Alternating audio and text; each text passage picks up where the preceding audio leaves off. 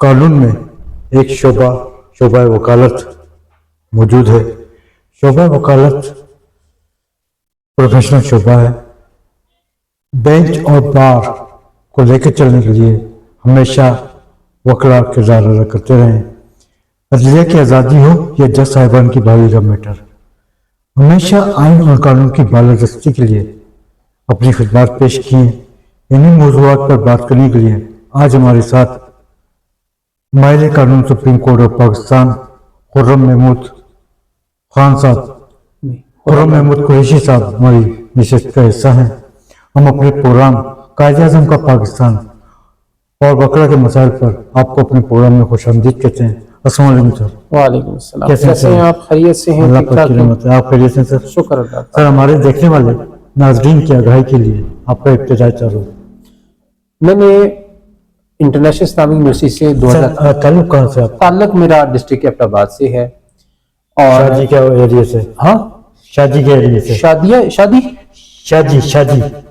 امجد علی شاہ صاحب. امجد علی شاہ صاحب، امجد علی شاہ صاحب کا علاقہ ہے ہمارا. اس علاقے سے ہمارا تعلق ہے.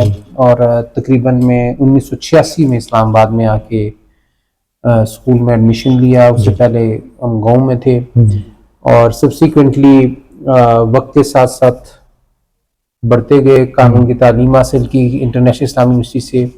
LLM انٹرنیشنل ٹریڈ لا کیا. میں نے جو LLB کیا وہ 2003 میں کیا اور LLM انٹرنیشنل ٹریڈ لا کیا میں نے 2005 میں کیا. سر اگر شعبہ قانون کی تعلیم کی بات کی جائے، موجودہ نظام تعلیم کے بارے میں آپ کی کیا رائے ہے؟ موجودہ نظام تعلیم بہت اچھا ہے. اس کو صرف مینیج کرنے کی ضرورت ہے کہ پراپر طریقے سے اس کو اچھے اساتذہ کو ہائر کیا جائے. اچھے اساتذہ اس میں اسٹوڈنٹس کو پراپرلی گائیڈ کریں. اسپیشلی میں یہ کہتا ہوں کہ اگر جو اساتذہ اکرام پڑھاتے ہیں یقیناً بڑی محنت سے پڑھاتے ہیں، لیکن انہیں پریکٹیکل امپلیکیشنز کے حوالے سے انہیں ضرور آگاہ کریں. میں اپنی یونیورسٹی، اپنی کالجز کے جتنے بھی مینجمنٹ ہیں ان سے یہ ضرور کہوں گا کہ وہ تمام جو بھی اساتذہ ہائر کرتے ہیں ان کا کوئی پریکٹیکل ایکسپوجر ہونا چاہیے تاکہ وہ پریکٹیکلی اپنے جو آنے والے اسٹوڈنٹس ہیں یا آنے والے وکلاء ہیں ان کی تعلیم و تربیت کر سکیں. سر کیا آپ سمجھتے ہیں کہ نظام تعلیم میں تبدیلی کی ضرورت ہے؟ یقیناً نظام تعلیم میں تبدیلی کی ضرورت ہے. ہمارا civil law, civil procedure code جو کہ 1898 کا ہے، ہمارا CRPC 1908 کا ہے، CPC ہے، CPC CRPC اتنے پرانے لاز ہیں. ان کو ریویو ہونا، ان کو مزید شارٹ کرنے کی ضرورت ہے تاکہ ایک عام آدمی بھی ان کو پڑھ کر سمجھ سکے. باقی یہ تو پروسیجر لا کی میں نے بات کی ہے. باقی قوانین کو سخت ہونا چاہیے، ان کی امپلیمنٹیشن مینڈیٹری ہوتی، ان کو ایگزیکیوٹ کیا جائے، ان کو نافذ کیا جائے اور ہمارے اداروں کو سخت ہونا پڑے گا. بہتر انداز میں ایمانداری سے کام کرنا پڑے گا، تب بھی جا کے سسٹم بہتر ہو سکتا ہے. آپ کا ایبٹ آباد سے تعلق ہے. ایبٹ آباد اور اسلام آباد کا سفر کیسا رہا آپ کا؟ بچپن میں آ گیا تھا اسلام آباد اور بچپن سے ہی اسلام آباد میں آباد ہیں. اور اللہ تعالیٰ کا شکر ہے کہ وکالت میں ایک اللہ تعالیٰ نے نام بھی دیا ہے، عزت بھی دی ہے. سپریم کورٹ میں بھی کام کرتے ہیں. سر شعبہ وکالت کی طرف آنے کا خیال کیسا آیا آپ کو؟ میرے والد صاحب کی دلی خواہش تھی کہ میرا ایک بیٹا وکیل بنے اور ان کی خواہش کی تکمیل کے لیے جب میں آیا یہاں پہ تو پھر اس سسٹم میں ابزارب ہو گیا. اس سسٹم سے مجھے عشق ہے. جس دن میں وکالت نہ کروں، شاید سنڈے کو بھی کوئی یا وکالت سے ریلیٹڈ کوئی کام نہ کروں تو شاید میں رات کو سو بھی نہیں سکتا ہوں. سر شعبہ وکالت کی بات ہو رہی ہے تو جب آپ نے اپنی لیگل پریکٹس کا آغاز شروع کیا کس شخصیت سے متاثر ہوئے اور آپ کے استاد محترم کون تھے؟ میرے استاد محترم تھے جسٹس طارق محمود جہانگیری صاحب. آپ جانتے ہیں سسٹم نے بہت زیادہ زیادتی کی ہے. میں تو یہ کہتا ہوں بڑی زیادتی ہوئی ہے ان کے ساتھ. اور وہ میرے استاد تھے، میرے مینٹور تھے. ہاں ہیں بالکل ہیں. اس کے بعد جو مجھے متاثر کیا پریکٹس میں تو وہ ہمارے ایک استاد محترم ہیں جناب الیاس احمد شیخ صاحب، راولپنڈی سے، ڈسٹرکٹ بار راولپنڈی سے ان کا تعلق ہے. تو میں نے ان سے بہت سیکھا، بہت لرن کیا. سر کبھی آپ نے بار کی سیاست میں حصہ لیا؟ ہاں میں نے ایک الیکشن میں بلکہ 2 الیکشن لڑ چکا ہوں. ایک الیکشن میں نے ون کیا تھا, وہ الیکشن وداؤٹ ان اپوزڈ ہی ہو گئے تھے ہم لوگ. جی. اور سیکنڈ الیکشن میں نے, یہ 2005-6 کی بات ہے, 2006 میں وہ لائبریری سیکرٹری کے لیے. اور 2022 میں جا کے میں نے general secretary high court bar association کا الیکشن میں نے کنٹیسٹ کیا, لیکن انفارچونیٹلی میں اس میں لوز کر گیا. سر کیا آپ کسی پولیٹیکل پارٹی کا بھی حصہ ہیں؟ نہیں, قطعاً میں کسی پولیٹیکل پارٹی کا حصہ نہیں ہوں. جب آپ نے اپنے کیریئر کا آغاز شروع کیا, کن مقدمات پر پریکٹس شروع کی اور آج کل کن مقدمات پر پریکٹس جاری ہے آپ کی؟ بڑی آسان بات آپ کو بتاؤں کہ جو وکالت ہے نا, وہ آپ کو آپ کا کلائنٹ سکھاتا ہے. جی. جس نیچر کے مقدمات آپ کے پاس آتے جاتے ہیں, آپ وکالت اس فیلڈ میں آپ کے اندر مہارت آتی جاتی ہے, آپ سیکھتے جاتے ہیں, آپ کی ایکسپرٹیز بنتی جاتی ہے, آپ کا نام بنتا جاتا ہے. تو اس لحاظ سے میری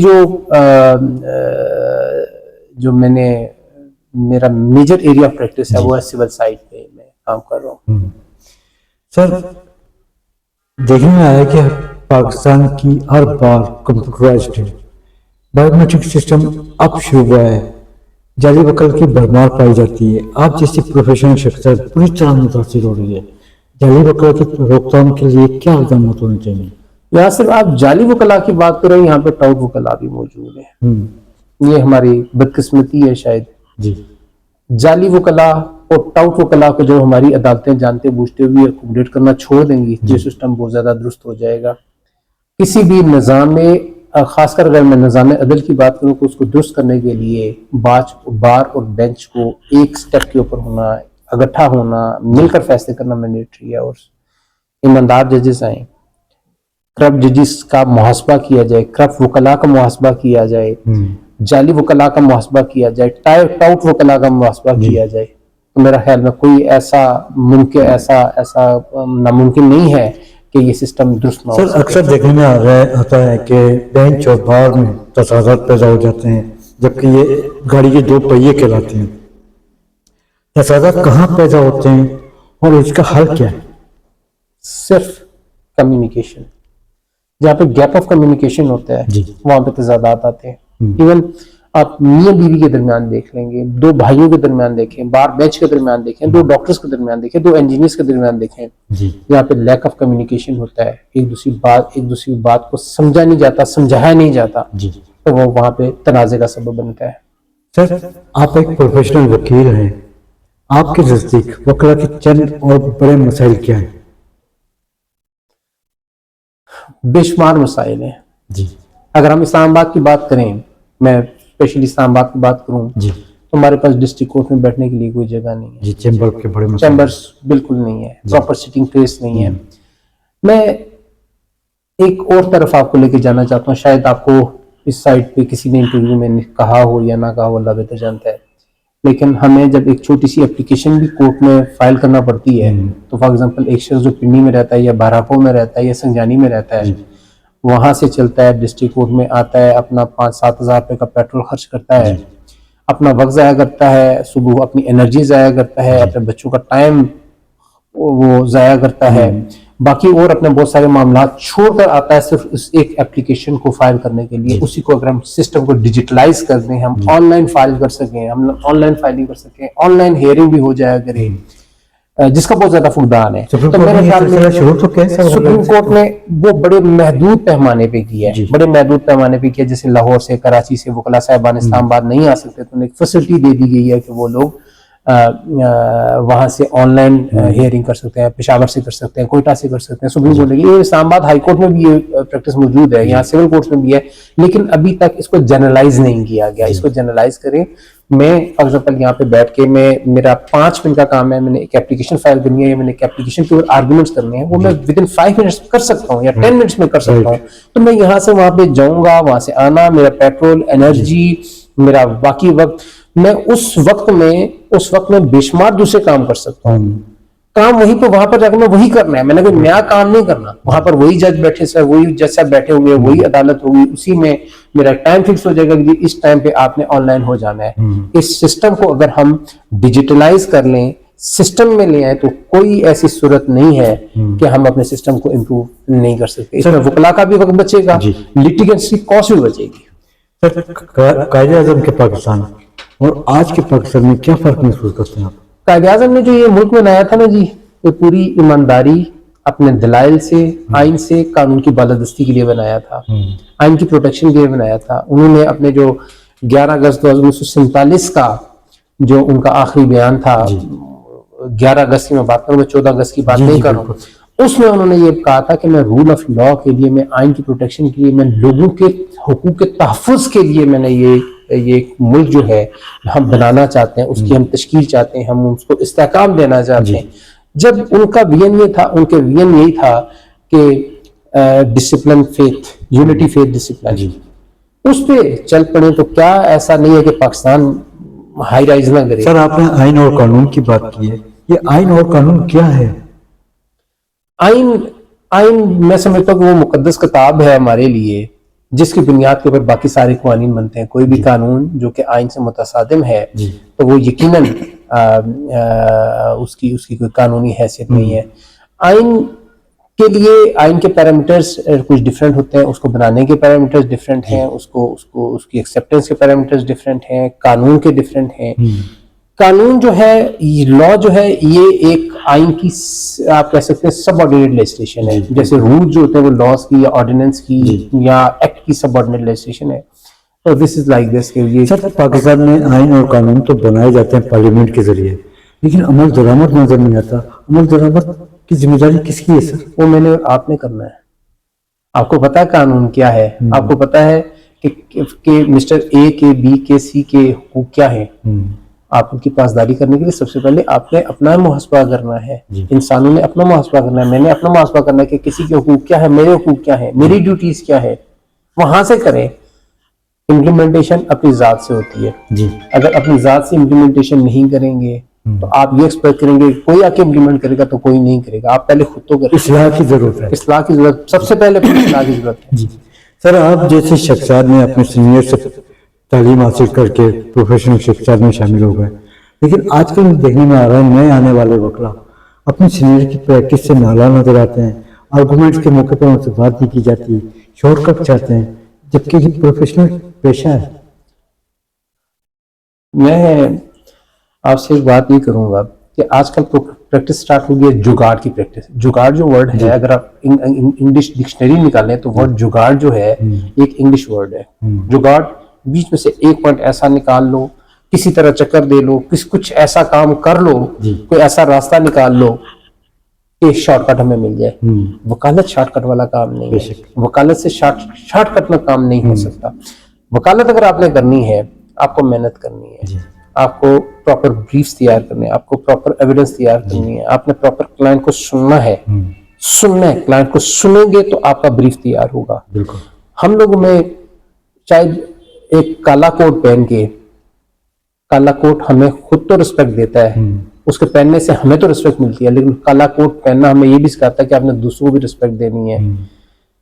ہمارے ینگ وکلا، ہمارے چھوٹے بھائی ہیں، ہمارے سینئر کا تاج، ہمارے سینئرز کو یہ چاہیے، مجھے یہ چاہیے کہ ہم اپنے ان کی جونیئرز کی تربیت کریں. ان کے یونیفارم کا دیکھیں پراپر آپ کا جونیئر کوئی ہے پراپر یونیفارم میں کورٹ میں پیش ہو رہا ہے نہیں ہو رہا.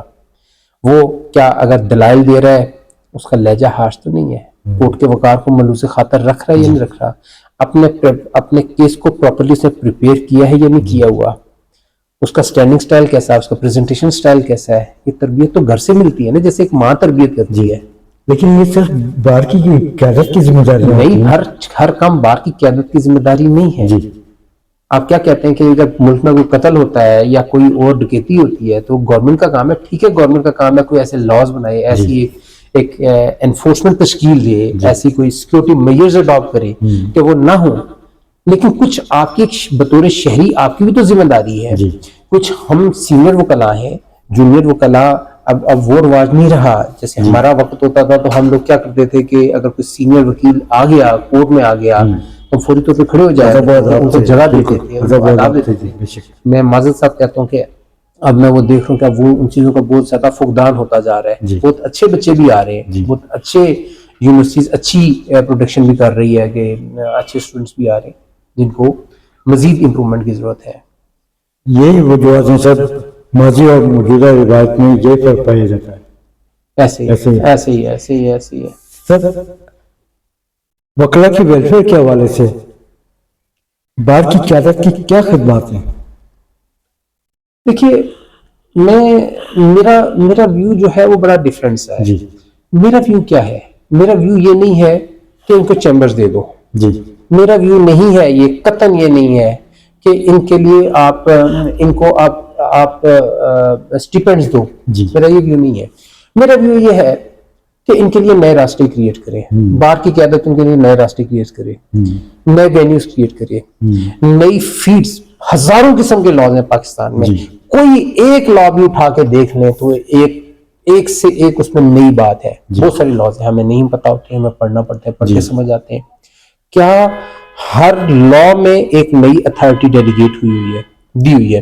کیا ہم اس طرف لوگوں کو ان کی تربیت نہیں کر سکتے؟ ہم ان کی تربیت کریں، ان پرٹیکولر فیلڈز کریٹ کریں، ادھر تربیت کریں، ادھر وینیوز کریٹ کریں جہاں پر وہ خود کما کے خود چیزیں بنا سکیں. نئے آنے والے وکلا کے حوالے سے آپ کی تجویز یہ ہے کہ تربیتی مہم شروع کی جائے. تربیتی مہم ایسی ہو کہ جو ان کے لیے نئے وینیوز کریٹ کرے، نئے راستے کھولے، روزگار کے نئے راستے کھولے. جس میں ایک ایگزامپل آپ کو دیتا ہوں. وکالت صرف نہیں ہے کہ آپ نے سول یا کرمنل کی پریکٹس کرنی ہے. صرف وکالت یہ نہیں ہے. آپ کی لیگل ایڈوائزرشپ، آپ کی ریگولیٹری باڈیز ہے، آپ کا trademark, copyright, patents, geographical indications, companies کے میٹرز ہیں، فرمز کے میٹرز ہیں، ISO سرٹیفکیشنز ہوتی ہے، پھر پلانٹ بریڈر رائٹس ہیں. یہ مختلف وینیوز ہیں جو کہ ہم اگر اوپن کرنا چاہیں اپنے لوگوں کے لیے، انہیں انٹروڈیوس کروانا چاہیں ان نئی فیلڈز میں، تو وہاں سے بہت زیادہ ارننگ ہو سکتی ہے ہمارے ینگ لائرز کے لیے. چیمبرز کے حوالے سے اور وکلا کی ویلفیئر کے حوالے سے اور بھی بے مسائل پائے جاتے ہیں. پارکنگ کے بڑے مسائل دیکھنے میں، پنڈی بار ہو گئی، وہاں پہ بھی میں نے ساجد عوان صاحب سے اور منظر بشیر صاحب سے بھی یہی بات کی کہ پارکنگ کے پلازے گزشتہ 5 سال سے سنتے چلے آ رہے ہیں لیکن عمل درآمد نظر نہیں آتا. یہ پارکنگ کا جو مسائل ہے یہ پورے ملک کے مسائل ہیں. یہ صرف وکلا کے لیے نہیں ہے. جہاں جائیں گے، کسی مرکز میں چلے جائیں، آپ کو گاڑی کھڑی کرنے کے لیے جگہ نہیں ملتی.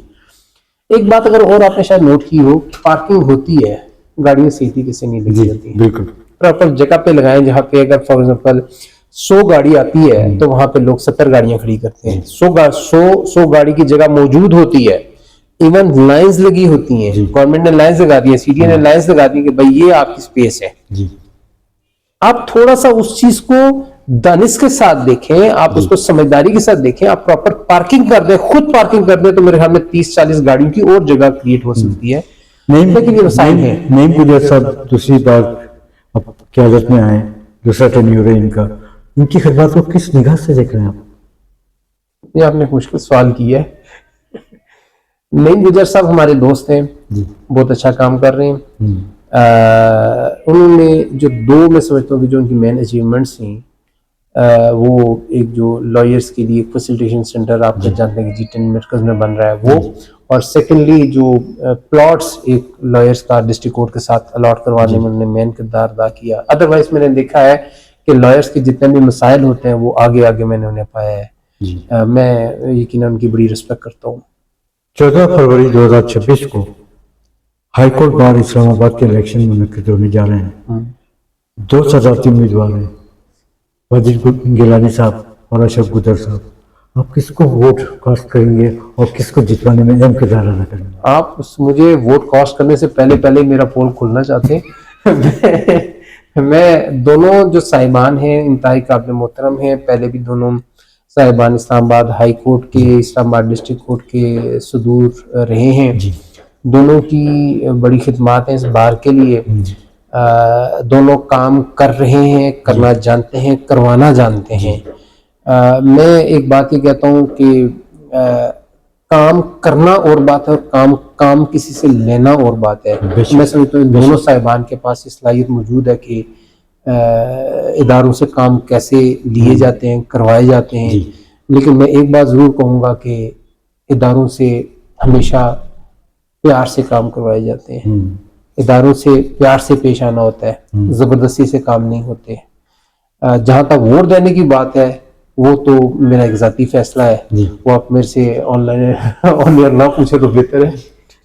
سر سوال یہ ہے کہ نچلی سطح کی عدالتوں کے ساتھ ہائی کورٹ میں تقریباً 26 لاکھ سے زائد مقدمات التوا کا شکار ہیں. سپریم کورٹ آف پاکستان میں 65,000 سے زائد مقدمات زیر التوا پائے جا رہے ہیں. آپ کے تجربات کی روشنی میں نئے اور پرانے مقدمات کو کیسے نپٹایا جائے؟ اس سے پہلے ایک بات میں آپ کو یہ کہوں گا کہ ایک سسٹم اسلام آباد ہائی کورٹ بار نے شروع کیا جو کہ بایو میٹرک سسٹم ہے. جی اس سے کیسز کی تعداد میں یقیناً کافی جو فریولس لٹیگیشن ہے وہ کم ہوئی ہے. ایک ساتھ اسلام آباد ہائی کورٹ نے ایک کاسٹ آف لٹیگیشن فارم انہوں نے کہا کہ جی آپ ساتھ جو بھی نیا کیس فائل ہوگا اس میں آپ دیں گے کہ آپ کی کاسٹ کتنی آ رہی ہے, ایفیڈیوٹ آف کاسٹ دیں گے. وہ بھی ایک مثبت قدم ہے جس کی امپلیمنٹیشن مینڈیٹری ہے. اسے میں سمجھتا ہوں کہ مزید اسٹرکٹنس کے ساتھ ہماری کورس کو اپلائی کرنا چاہیے. میں جہاں تک آپ نے یہ کہا کہ ان جو آلریڈی پینڈنگ مقدمات ہیں, جب آپ سیاسی بنیادوں پہ تعیناتیاں کریں گے, آپ کمپیٹنٹ اور پروفیشنل لائرز کو فرنٹ پہ نہیں لائیں گے, ایز اے جج اپوائنٹ نہیں کریں گے, جج ایلیویٹ نہیں کریں گے, تو یہ مقدمات ابھی تو اگر 26,000 ہیں تو آپ دیکھیں گے 2 سال بعد 60,000 ہوں گے. اور اگر میں سے یہ کہتا ہوں میرٹ پہ کریں, میں اپنی بات نہیں کر رہا ہوں, کسی کو بھی کرتے ہیں, کوشش کریں کہ تھارو پروفیشنل لائرز میں سے کریں, کریڈیبلٹی ہو, آنےسٹ ہو, ڈیڈیکیٹڈ ہو, لا نوئنگ ہو, لا بولنا لکھنا پڑھنا آتا ہو. اور جس چیز کا فقدان ہم دیکھتے ہیں کہ ہمیں لوور کورٹس میں ملتا ہے اور ہائی کورٹس میں ملتا ہے. اگر آخری بات میں یہ کہوں گا کہ ہماری لوئر کورٹس میں بہت زیادہ انکمپیٹنسی ہے. میں یہ بھی کہوں گا بہت زیادہ کرپشن ہے, اور میں یہ بھی کہوں گا کہ ہماری ہائر کورٹس میں in application of judicial mind ہے. انصاف کی فراہمی کے حوالے سے نظام عدل میں کہاں رکاوٹیں پیش آ جاتی ہیں جس کی وجہ سے مقدمات التوا کا شکار ہو جاتے ہیں؟ ہم وکلاء سب سے بڑی رکاوٹ ہے. بڑا سخت جواب دیا میں نے. ہم وکلاء سب سے بڑی رکاوٹ ہے. ہم ججز, ہمارے ججز سب سے بڑی رکاوٹ ہے اس انصاف کے راستے میں. ہم وکلاء ان کو کام نہیں کرنے دینا چاہتے, اور شاید وہ کام نہیں کرنا چاہتے.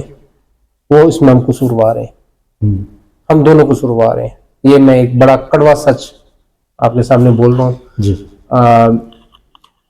دیکھیں, وکلاء کا پرپس صرف کیس جیتنا نہیں ہے. وکلاء کا پرپس اور ججز کا پرپس انصاف کی فراہمی ہے. اگر جہاں پہ مقصد انصاف کی فراہمی ہو تو پھر التوا کا شکار نہیں ہوتے. بالکل.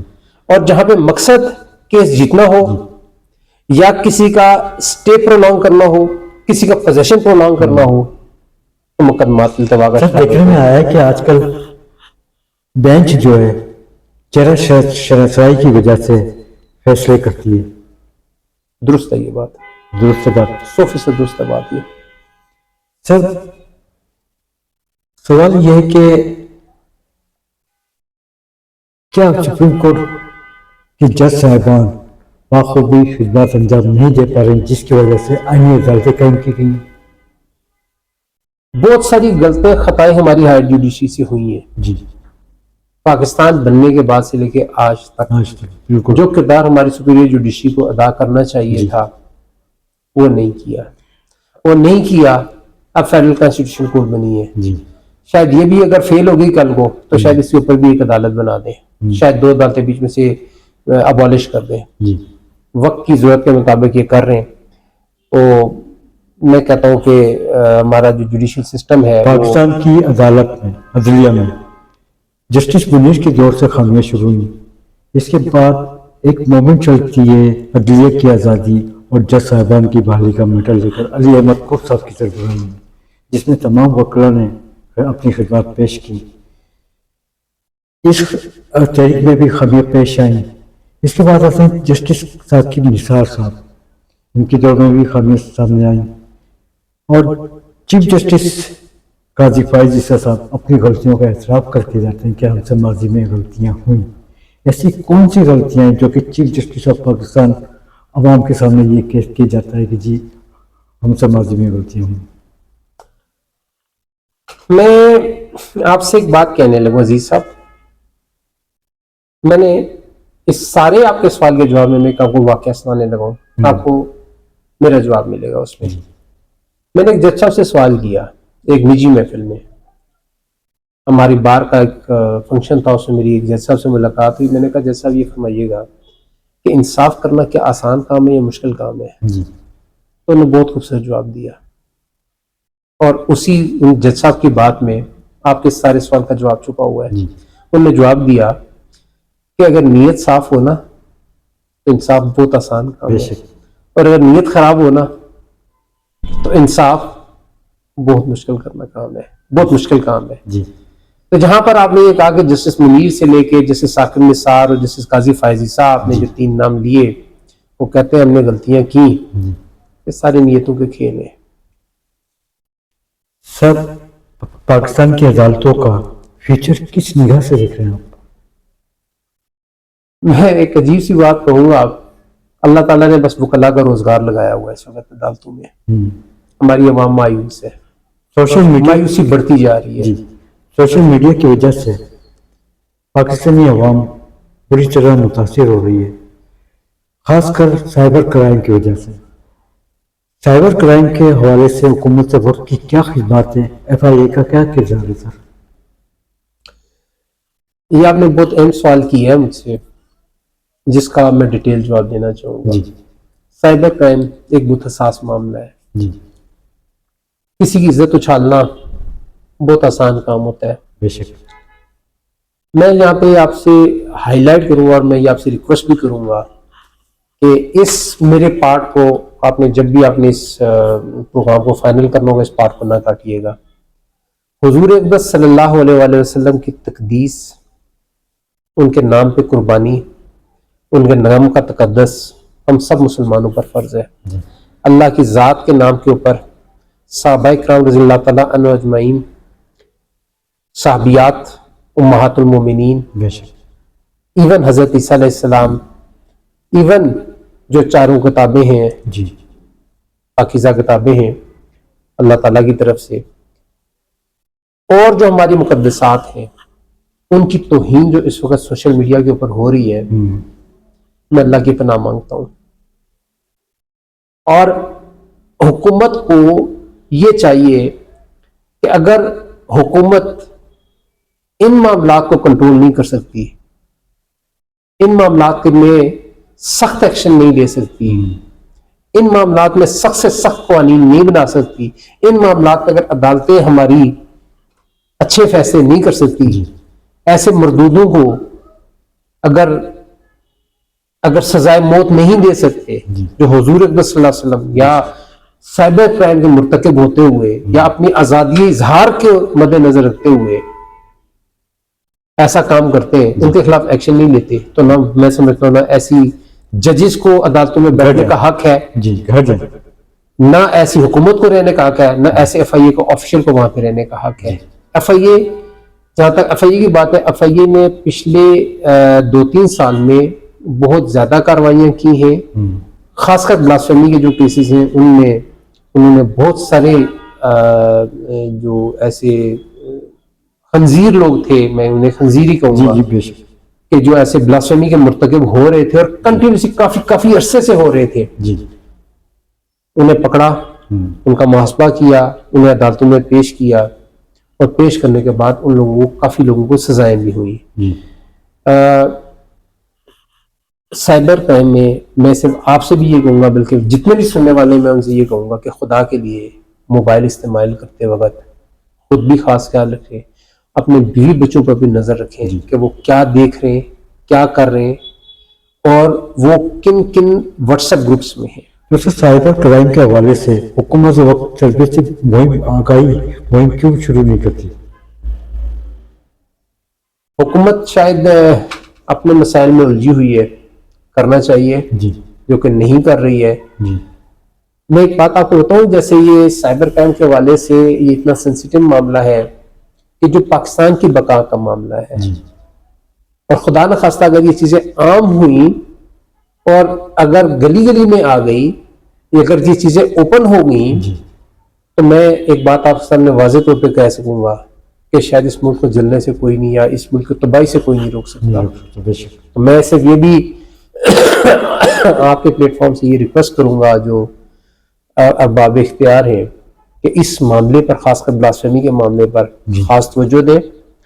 ایسے افراد جو بھی مرتکب ہیں، اس بلاسفیمی کے مرتکب ہیں، ان کے خلاف سخت سے سخت قانونی کارروائی کریں. سر، اسلام آباد میں آپ رہائش پذیر ہیں، ایک پروفیشنل وکیل کے ساتھ ایک عام شہری بھی ہیں. اسلام آباد کی شہریوں کے اہم مسائل کیا ہیں؟ سب سے بڑا مسئلہ تو روزگار ہے، پھر رہائش ہے. روزگار ہے، پھر رہائش ہے، پھر تعلیم ہے، پھر صحت ہے. وہ سہولیات نہیں ہے، ہر بندہ افورڈ نہیں کر سکتا. اسلام آباد جیسے اس حوالے سے آپ حکومت اور ضلع انتظامیہ کو کیا پیغام دینا چاہیں گے؟ سب سے بڑی چیز ہوتی ہے محاسبہ. جی محاسبہ. بے شک. محاسبہ نہیں کریں گے، جی. آپ ایکول اپرچونٹیز نہیں دیں گے، آپ اقربا پروری نہیں کریں گے، آپ کرپشن کے خلاف ایکشن نہیں لیں گے، آپ کرپٹ آفیسر بھرتی کریں گے، تو یہ سسٹم نہیں ٹھیک ہو سکتا. یہ سسٹم نہیں ٹھیک ہو سکتا. ان برائیوں کو ختم کرنا پڑے گا. سر، کشمیر پہ بات کرتے ہیں.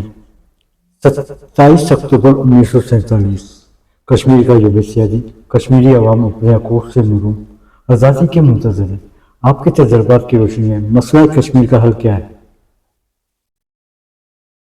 میرا خیال ہے پہلے تو یہ کہا جاتا تھا کہ اقوام متحدہ کی قراردادوں پر عمل، جی، وہ کبھی بھی نہیں ہونا. بالکل. وہ قیامت تک نہیں ہونا. میرے حساب سے جو پاک فوج نے یہ کیا، ان سے چھیننا پڑے گا. جی، ان سے چھیننا پڑے گا. وہ خود کبھی بھی آپ کو پلیٹ میں ڈال کر نہیں. ابھی آپ نے بات کی ہے اقوام متحدہ کی. کشمیریوں کی بے تحاشا قربانیاں، جانوں کو نذرانہ، سفارشی تعلقات نظر نہیں آتے. اقوام متحدہ خاموش تماشائی بنی ہوئی ہے. حل کیا ہے؟ اپنی اقوام متحدہ بنائیں. ہمارے تمام مسلم کنٹریز اپنی اقوام متحدہ بنائیں. جی، یہ حل ہے. خود لیں. حق چھین کر لینا پڑتا ہے، حق ملتا نہیں ہے، چھین کر لینا پڑتا ہے. ہندوستان کا کالا قانون. کشمیری لیڈر یاسین ملک جیل میں قید ہیں، زندگی اور موت کی کشمکش میں مبتلا ہے. مشال ملک صاحبہ انصاف کی فراہمی کے حوالے سے در بدر کے دروازے کٹکھٹا رہی ہیں. آپ کیا سمجھتے ہیں کہ یاسین ملک کو کچھ انصاف مل پائے گا؟ موجودہ دور میں مجھے مشکل لگ رہا ہے. مجھے موجودہ وقت میں، خاص کر جو نریندر مودی ہیں پرائم منسٹر، جی، ان کے دور میں مجھے مشکل لگ رہا ہے. شاید گورنمنٹ چینج ہو تو میں کچھ امید رکھ سکتا ہوں. افواج پاکستان کی اگر بات کی جائے، فیلڈ مارشل عاصم منیر، وزیر اعظم پاکستان محمد شہباز شریف نے حال ہی میں کشمیر کو اجاگر کرتے ہوئے عالمی سطح پر کشمیر کی آزادی کے سلسلے میں آواز بلند کی ہے. آپ کیا سمجھتے ہیں کہ کچھ راہیں ہموار ہوں گی؟ میرے خیال میں یہ جو مئی 2025 کا واقعہ ہوا، اس کے بعد پاکستان کا جو ایک سٹیچر ہے وہ بہت وقار اس کا بڑا ہے. پہلے جو پاکستان کی اور ہمارے جنرلز کی، ایون ہماری یہ جو گورنمنٹ کی آواز ہی نہیں سمجھی جاتی تھی. اب اس آواز کو آواز سمجھا جاتا ہے. ایک پاکستان کا ایک اہم کردار ہے، اسٹریٹجک لیول پہ بھی، علاقائی لیول پہ بھی. اور جس جگہ پر پاکستان واقع ہے اور جیسی فوج پاکستان میں اللہ تعالیٰ نے پاکستان کو ایسی فوج، ایک بہادر فوج عطا کی ہے، تو میرا خیال میں ہماری ساری امیدیں اس فوج سے ہیں، اللہ کے بعد اس فوج سے ہیں. ہم اپنی افواج کو سلام پیش کرتے ہیں کہ جنہوں نے اتنے کڑے وقت میں اپنے سے 3 گنا بڑے دشمن کو اتنے آڑے ہاتھوں لیا. اور ان کی بات اب سنی جا رہی ہے، اس وجہ سے سنی جا رہی ہے کہ اس کے پاس ایک مضبوط فوج ہے. سر، کشمیر نیوز چینل کی سالگرہ 20 فروری 2026 کو جسٹس عباد الرحمان لودھی صاحب کی سربراہی میں منعقد ہو رہی ہے، جس کے مہمان خصوصی vice chairman Pakistan bar council Pir Masood Chishti صاحب ہیں. اس حوالے سے آپ کشمیری عوام کو کیا پیغام دینا چاہتے ہیں؟ اپنی جدوجہد کو جاری رکھیں. آزادی، اپنے حقوق کی حفاظت کے لیے، اور اپنے لیڈرز کو خاص کر جو بھی ان کو چنتے ہوئے یہ دیکھا کریں کہ کیا وہ نڈر ہے، کیا وہ ایماندار ہے، بکنے والا تو نہیں ہے، کیا وہ آج سے 100 سال بعد تک دیکھ سکتا ہے اسٹیٹمنٹ ہے یا نہیں ہے، کیا وہ کیا وہ اس میں لیڈرشپ کیپیسٹی کیپیبلٹیز ہیں یا نہیں ہے، قوم کو لیڈ کر سکتا ہے، اس میں برداشت ہے نہیں ہے، اپنے لیڈرز کو منتخب کرتے ہوئے ان چیزوں کو مد نظر رکھا کریں. بہت شکریہ سر آپ کا وقت دینے کا، بڑی نوازش آپ کی. Thank you.